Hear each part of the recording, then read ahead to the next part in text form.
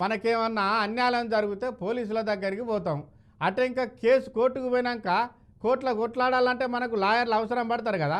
Public తరపున ఉండి న్యాయం కోసం కొట్లాడతాడు. కానీ గసొంటి లాయర్లకు ఇప్పుడు పెద్ద సమస్య వచ్చిందట. మరి గా సమస్య ఏందో మనం కూడా చూసేద్దాం పాండ్రూపారి. ఇన్నొద్దులు పోలీసులు పబ్లిక్ను తిప్పల పెట్టుడే చూసినాం కానీ ఇప్పుడు లాయర్లకు కూడా సుక్కలు చూపెడతారన్న పట్టిండు చిలకలూరిపేట లాయర్లు. లాఠీ తుపాకీ యూనిఫామ్ వేసుకొని చట్టాన్ని కాపాడాల్సిన పోలీసులు చట్ట వ్యతిరేక కార్యక్రమాలు చేస్తానని కోర్టు బయటకు వచ్చి ఇగో గీ తీర్లా నిరసన తెలియజేస్తానన్నట్టు. నశించాలి నశించాలి పోలీసుల దౌర్జన్యం, నశించాలి నశించాలి అడ్వకేట్స్ మీద పోలీసుల దౌర్జన్యం.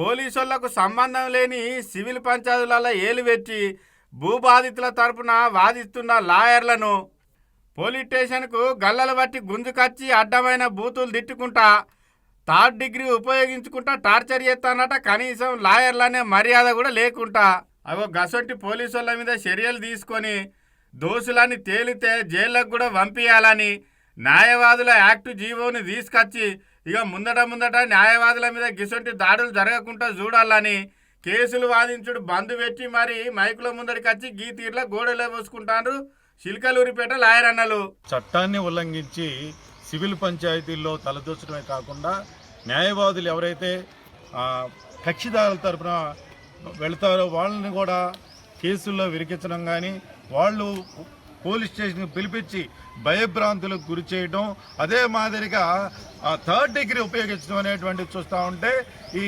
పోలీస్ యంత్రాంగం ఏదైతే మరి చట్టాన్ని కాపాడటం కోసం వాళ్ళకి ఇచ్చినటువంటి యూనిఫామ్ లాఠీ తుపాకీని చట్ట వ్యతిరేకంగా వినియోగిస్తున్నారనేటువంటిది స్పష్టంగా కనబడతా ఉంది. ఇప్పటికైనా ఈ నడుమ ఏ పంచాయతీలైనా నిందితులను నిడిచిపెట్టి లాయర్ల మీద పడతారట పోలీసులు.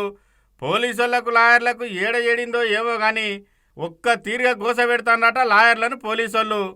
ఇక ఈ బంద్తోనన్నా చిలకలూరిపేట వాతావరణం చల్లబడుతుందో లేకుంటే ఇంకింత గరం అవుతుందో కానీ లాయర్ అన్నలు మాత్రం మాకు న్యాయం జరగకపోతే ఈ పోరాటం ఇంకింత పెద్దది చేస్తామని తెగించి చెప్తాను. సుదర్శన్ రెడ్డి అని మరొక న్యాయవాది లక్కిరెడ్డిపల్లి సిఐ గారు ఆయన దౌర్జన్యంగా చొక్కా పట్టుకొని తీసుకెళ్ళి పోలీస్ స్టేషన్ తీసుకెళ్ళడం జరిగింది. మరి నిన్న వచ్చేతలకే పొన్నూరు బేతాళ ప్రకాశ్రావు అనే న్యాయవాదిని మరీ దారుణంగా ఒక నోటోరియస్ క్రిమినల్ని ఏ విధంగా అయితే చిత్రహింసలకు గురి చేస్తారో ఆ విధంగా ఆయన్ని అరికాలు కోటింగ్ ఇవ్వటం, ఆయన చేయి కూడా ఫ్రాక్చర్ ఇవ్వటం జరిగింది, థర్డ్ డిగ్రీ ఇవ్వటం జరిగింది. ఇలాంటి సంఘటనలను ఖండిస్తూ నిన్న చిలకలూరిపేట బార్ అసోసియేషన్ తరఫున విధులను బహిష్కరించడం జరిగింది. ఈరోజు కూడా జిల్లా ఫెడరేషన్ వారి పిలుపు మేరకు ఈరోజు కూడా విధులను బహిష్కరించడం జరిగింది. ఇట్లాంటి దాడులు మళ్ళీ పునరావృతం కాకుండా ఈ చర్యలకు పాల్పడిన పోలీసు వారి మీద విచారణ జరిపి తగిన చర్యలు తీసుకోవాలని చట్టపరంగా కోరుకుంటున్నాను.